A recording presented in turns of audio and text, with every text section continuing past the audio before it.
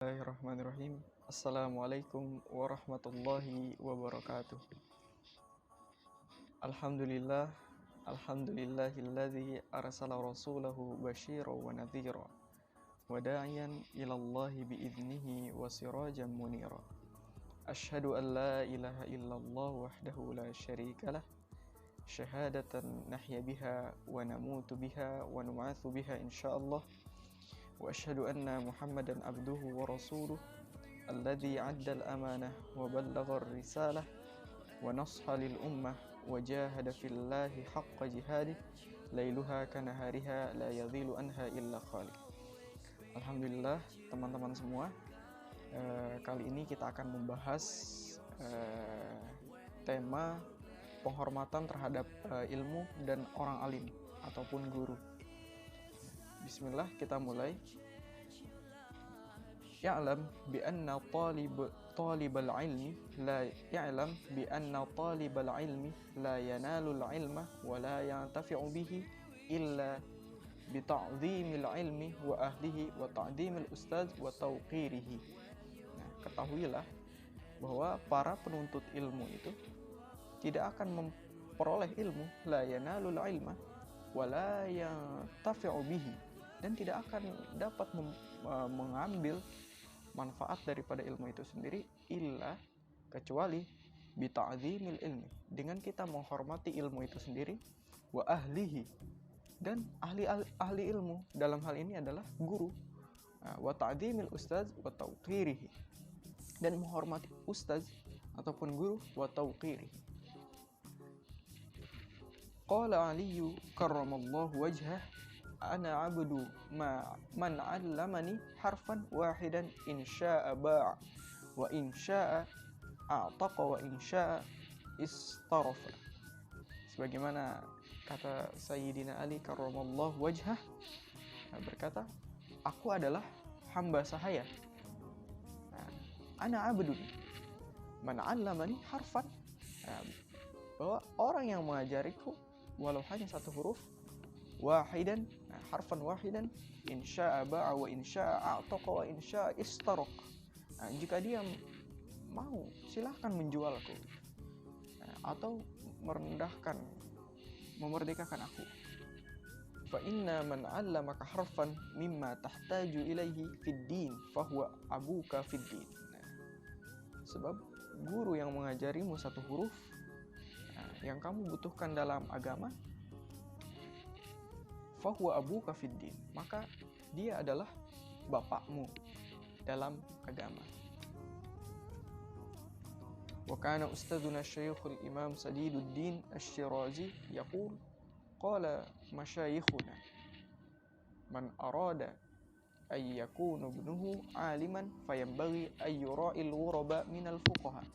Barang siapa yang menginginkan anaknya menjadi seorang yang alim, fayambaghi, maka hendaknya ayyura'il ghuraba minal fuqaha, dia menghormati para ahli fikih, wa yukrimuha, dan menghormatinya, wa yu'azzimahum wa yu'tiyakum, dan menaatinya, syai'an fa in lam yakun ibnuhu 'aliman yakunu hafidhuhu 'aliman.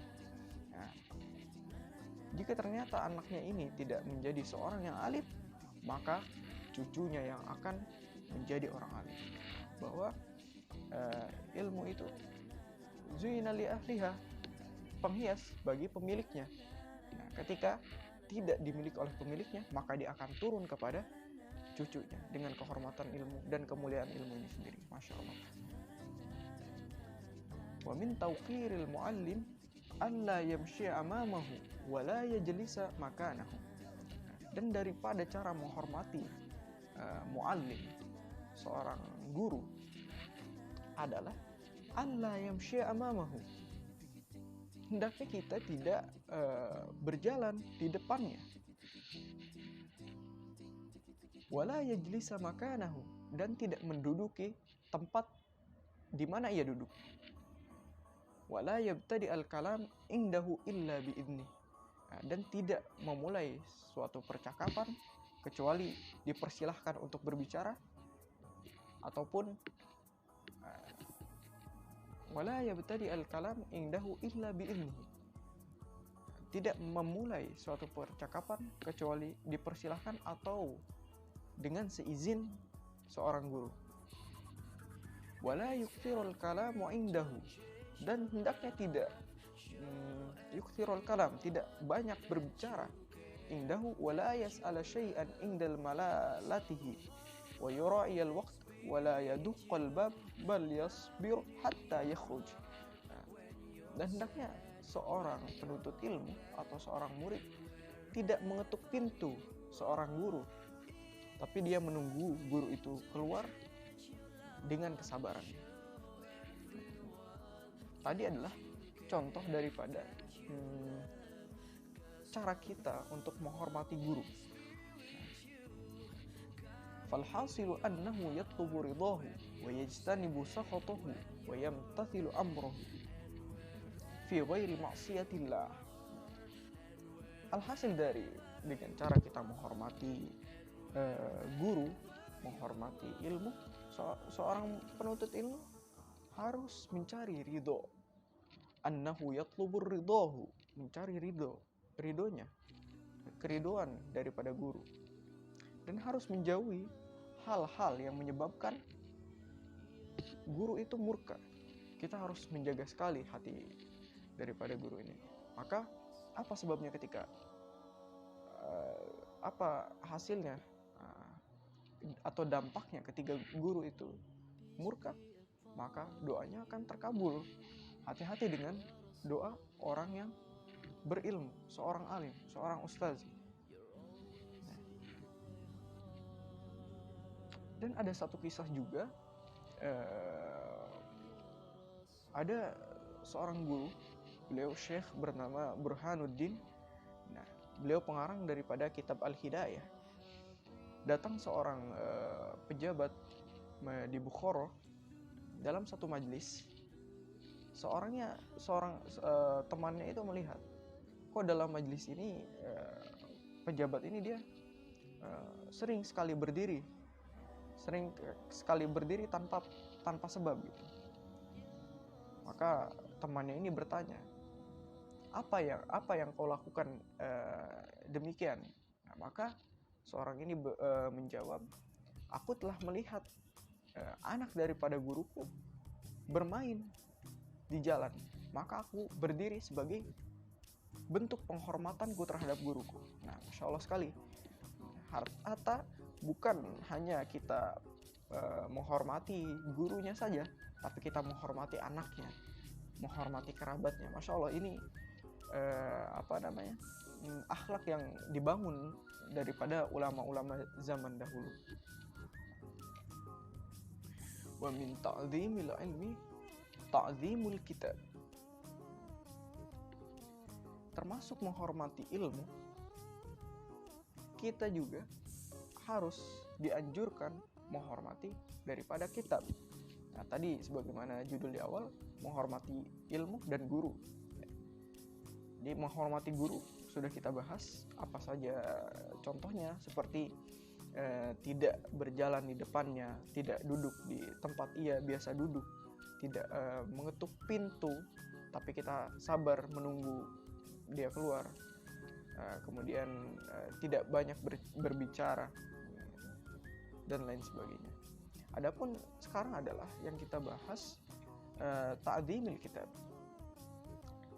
memuliakan kitab gitu. Sebagaimana ulama-ulama pada zaman dahulu, mereka sangat memuliakan kitab sampai mengharamkan memegang kitab sebelum mereka berwudu, bersuci. Wa minat ta'zimil wajib alla yamuddar rijlah ilal kitab wa yad'a kutubut tafsir fawqa sairil kutub. Di sini dijelaskan hendaknya para penuntut ilmu itu tidak meletakkan kitab sejajar dengan kakinya atau di atas kaki. Wa yad'a kutubut tafsir fawqa sairil kutub, dan menempatkan kitab tafsir di atas daripada kitab-kitab yang lain. wa la yadha 'alal kitab syai'an akhar, dan hendaknya tidak meletakkan sesuatu itu di atas kitab. Di sini juga dijelaskan boleh saja misalkan meletakkan sesuatu di atas kitab, misalkan kita meletakkan pena kita di atas kitab, nah dengan niat tanpa merendahkan kitab itu sendiri, nah itu diperbolehkan. Nah, tapi sebaiknya diletakkan di tempat lain. Illam yurid bidzalikal istighfafa fala ba'sa bidzalika wal aula ay yakhtariza anhu. Hendaknya kita lebih baik diletakkan pena itu di tempat yang lain, sampai sedemikian rupa kita menghormati ilmu, menghormati kitab, sampai kita harus berwudu, kemudian menjaga posisi penempatan kitab, tidak boleh sejajar dengan kaki ataupun di atas kaki. Sampai segitunya kita harus menghormati ilmu. Karena apa?